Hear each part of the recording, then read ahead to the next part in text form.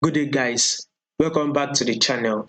To those of you that are yet to subscribe, make sure you do well to click on the subscribe button, like, share, make your comments. So let's see what we'll be expecting on GBPUSD. So make sure you follow us on Telegram because yesterday I gave you did some updates, some potential move on GBPUSD which I shared on the Telegram. So that is why if you would need a consistent update from us, you need to follow our Telegram channel, which you will find the link in the comment section because there will be giving you guys one or two updates, a quick update, a fast one.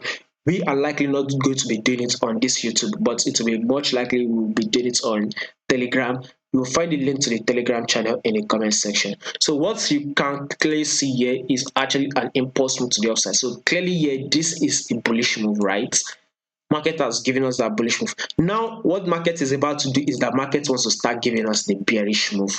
So basically, for some couple, I'll say probably our next prediction, market is going to giving us that drop because when you take a look at something like this is the first lows. Here is the first lower highs. This here is our lower lows, and here is happening to be the lower highs. So once this lower highs place finish, we don't know where it's going to get to. Once the lower highs play finish, another lower lows is going to be formed. So another drop is what we will be expecting on GBPUSD. So expect a sell on GBPUSD. But are we 100% sure? Well, the thing is that we can't be 100% sure.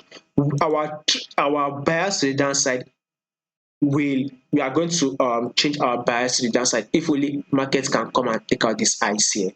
If GBPUSD just makes some move, pushes up, take out this ice here, this lower ice, first lower ice, then come and take out this second one, then we would assume that GBPUSD will be giving us small movement to the upside. If not, GBPUSD is likely to drop more.